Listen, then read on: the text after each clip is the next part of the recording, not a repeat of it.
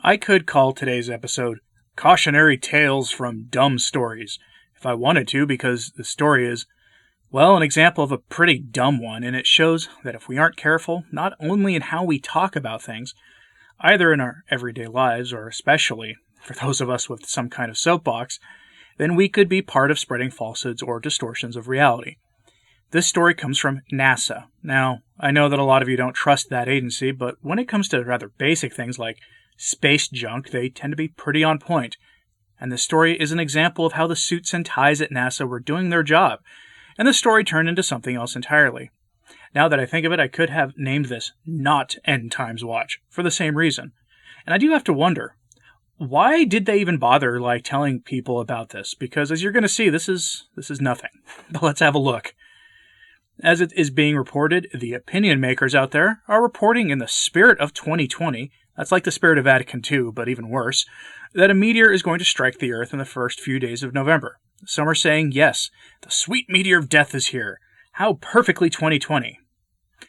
They are, of course, being facetious when they say that, but the way that people with large soapboxes are talking about, at least some of us, makes you kind of wonder, because it's being talked about as if this were wormwood, or the thing that allegedly wiped out the dinosaurs, or whatever, round two. So let's look at some facts, because people really need to chill out. Let's look at how they're talking about it.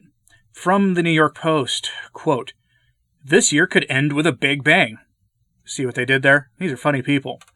Scientists recently spotted an asteroid on a direct collision course with Earth, projected to hit a day before the, big event in November.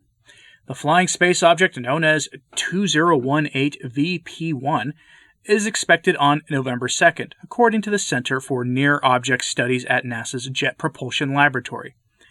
And mostly quote. I'm stopping here because this is a tiny story not worth more than a blurb of a report normally.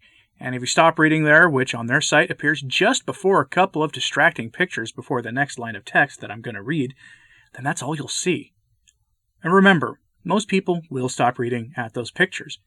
But let's continue because this part is actually important to the story. Quote, "The asteroid is 6.5 feet in diameter, according to NASA data, and was first identified at the Palomar Observatory in California 2 years ago.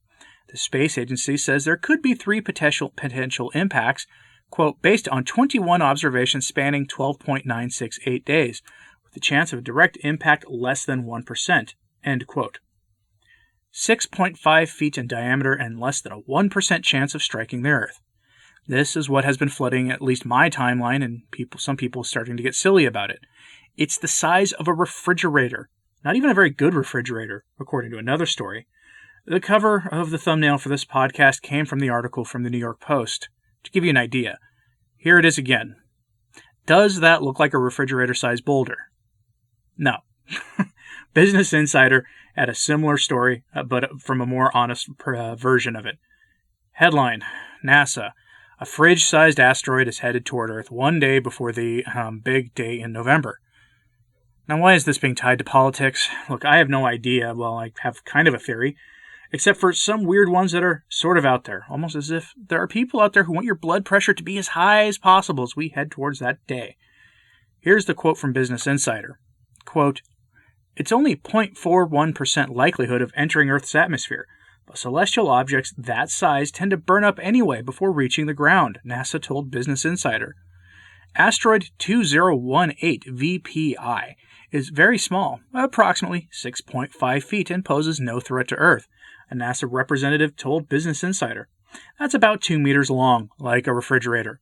If it were to enter our planet's atmosphere, it would disintegrate due to its extremely small size, end quote. And that is absolutely true. You don't have to be an astronomer to know that a 6-foot diameter rock would burn up on entry. This is basic astronomy. Any nerd like me who ever even briefly read up on astronomy because we watched too much Star Trek or Star Wars knows that. And don't discount that either. A lot of people were inspired by that stuff to go read real science on this. But notice the difference here. This story would not be worth talking about except of how others are talking about it. And that brings me to this. If you're a regular listener to my show, you know that I like to keep these Saturday news stories short.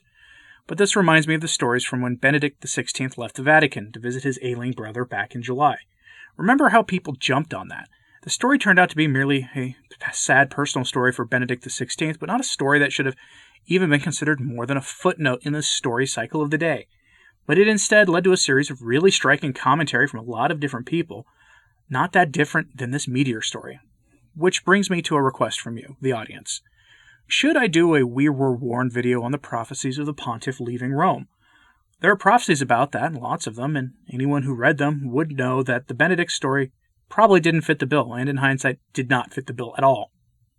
Let me know if you want that as a video. I've been kind of planning on doing one, so just, let me know. I'll move it up to on my, schedule of to-do. If so, I'll see about adding it to my cycle, maybe even for this coming week or next. Anyway, that is all I have for today. Pray for the church and for our society, which is clearly ailing at the moment, and that is the real story. Ave Maria.